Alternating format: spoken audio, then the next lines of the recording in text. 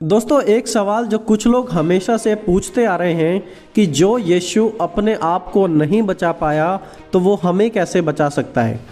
और शायद लोग आपसे भी इसी प्रकार के सवाल करते हों या फिर आप दूसरों से इस प्रकार के सवाल करते हों। मत्ती 26 अध्याय में हम पढ़ते हैं कि जब प्रभु यीशु गतसमनी के बगीचे में प्रार्थना कर रहे थे तो महायाजक उन्हें पकड़ने आए। जब महायाजक उन्हें पकड़ रहे थे तो पतरस ने, जो कि प्रभु यीशु का एक चेला था, उसने अपनी तलवार से महायाजक के एक दास का कान काट दिया। और फिर प्रभु यीशु मसीह ने पतरस से कहा कि अपनी तलवार म्यान में रख ले, क्योंकि जो तलवार चलाते हैं वे सब तलवार से ही नाश किए जाएंगे।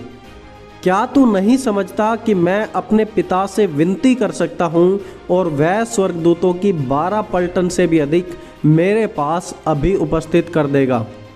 परंतु पवित्र शास्त्र की वे बातें कि ऐसा ही होना अवश्य है कैसे पूरी होंगी। मत्ती 26 अध्याय उसका 54 वचन। तो प्रभु यीशु के कहने का मतलब था कि हाँ, अगर मैं चाहूँ तो पिता से विनती करके 12 स्वर्गदूतों की फौज अभी के अभी मंगा सकता हूँ, लेकिन मेरा पहला उद्देश्य पवित्र शास्त्र की बातें पूरी करना है।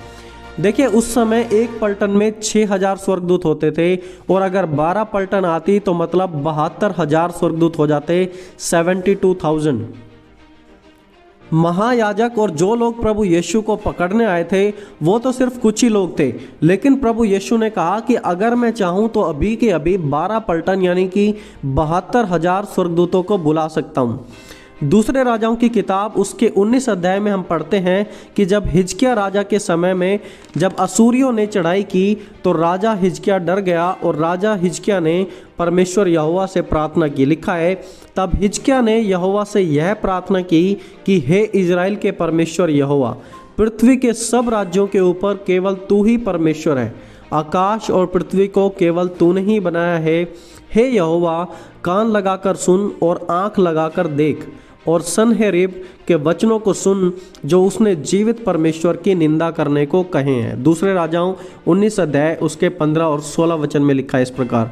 और वचन 20 में हम पढ़ते हैं कि परमेश्वर ने राजा हिजकिय्याह की विनती सुन ली और वहाँ पर लिखा है, इज़राइल का परमेश्वर यहोवा यूँ कहता है कि जो प्रार्थना तूने असूर के राजा सनहेरीब के विषय में मुझसे की है उसे मैंने सुना है। और फिर उसी रात यहोवा के दूत ने असूरियों की छावनी में 1,85,000 पुरुषों को मारा और भोर को जब लोग उठे तब देखा कि चारों तरफ लाश ही लाश पड़ी हैं।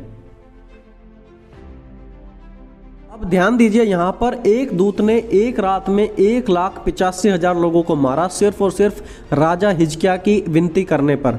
अब जस्ट आप सोचिए कि अगर प्रभु यीशु मसीह इस प्रकार की विनती करते तो वहाँ 12 पलटन स्वर्गदूतों की आ जाती, यानी कि 72,000 स्वर्गदूत। और अगर 72,000 स्वर्गदूत वहाँ पर आ जाते तो उस जगह का क्या हाल होता। एक स्वर्गदूत ने एक रात में 1,85,000 लोगों को मारा था, तो 72,000 स्वर्गदूत एक रात में कितने लोगों को मार सकते थे?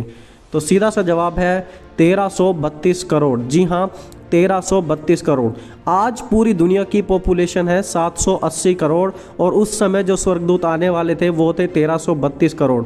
और उस समय की जो पॉपुलेशन थी वो आज की पॉपुलेशन से बहुत ही ज़्यादा कम थी। अब आप जस्ट सोच सकते हैं कि क्यों प्रभु यीशु ने स्वर्गदूतों की पलटन को नहीं बुलाया। अगर वो स्वर्गदूत वहाँ आ जाते तो पूरी की पूरी दुनिया नाश हो जाती, लेकिन प्रभु यीशु मसीह ने कहा कि पवित्र शास्त्र की बातें पूरी होना अवश्य है। तो यस, प्रभु यीशु अपने आप को बहुत ही आसानी से बचा सकते थे, बहुत ही इजीली, लेकिन वो मानव जाति के उद्धार के काम को पूरा कर रहे थे। अपना बचाव नहीं किया उन्होंने। बाद में वो प्रभु यीशु मसीह को लेकर गए, प्रभु यीशु मसीह को मारा गया, कोड़े मारे, उनके मुंह पर थूका, भारी भरकम क्रूस उनसे उठवाया और उन्होंने सब कुछ सहा सिर्फ और सिर्फ आपके और मेरे लिए।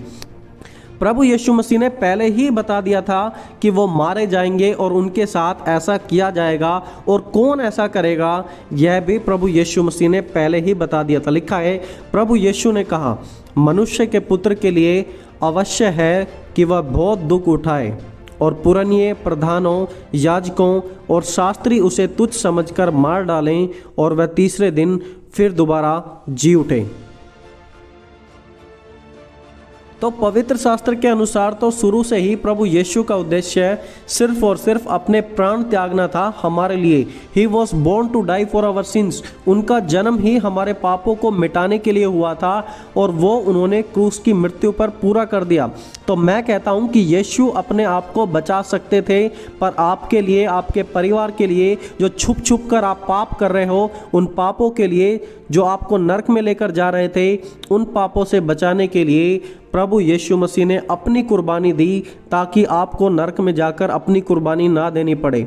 आज लोग मसीहों को डराते हैं, धमकाते हैं, चर्च बंद कराने की धमकियां देते हैं, आरोप लगाते हैं। तो मसीहों, आप बिल्कुल भी ना घबराएं, क्योंकि जब राजा हिजकिय्याह ने प्रार्थना की तो स्वर्गदूत आ गए पूरे के पूरे देश की रक्षा करने के लिए। परमेश्वर आपकी रक्षा करने के लिए भी जरूर आएंगे और अपने स्वर्गदूतों को आपकी रक्षा के लिए जरूर भेजेंगे।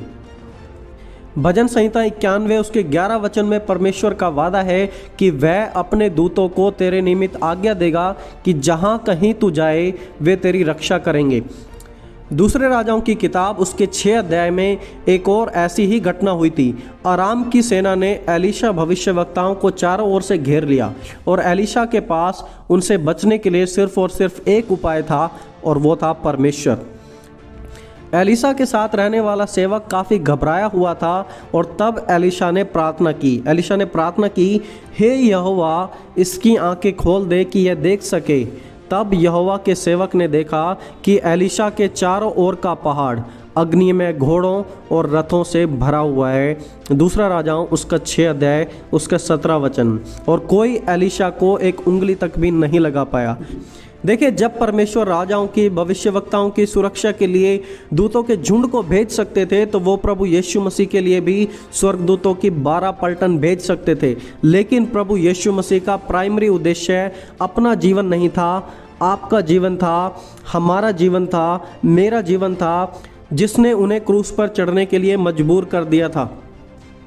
और प्रभु यीशु मसीह की मृत्यु के बाद प्रभु यीशु मसीह के चेले भी इस बात को नहीं पचा पा रहे थे कि प्रभु यीशु मसीह कैसे मर सकते हैं। और प्रभु यीशु मसीह ने उनसे कहा, हे निर्बुद्धियों और भविष्यवक्ताओं की सब बातों पर विश्वास करने में मंदमातियों, क्या अवश्य ना था कि मसीह ये दुख उठाकर अपनी महिमा में प्रवेश करे।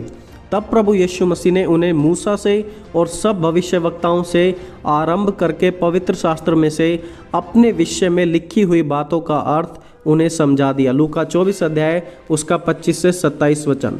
तो प्रभु यीशु मसीह ने बार बार अपनी मृत्यु के बारे में भविष्यवाणी की। वो अच्छे से जानते थे कि उनकी मृत्यु होगी और 3 दिन बाद वो जी भी उठेंगे। तो यस, यीशु अपने आप को बचा सकते थे, लेकिन आपको बचाने के लिए उन्होंने खुद को नहीं बचाया और वो मृत्यु को मृत्यु देकर 3 दिन बाद जी उठे और आज भी जीवित हैं और आपको भी जीवन दे सकते हैं।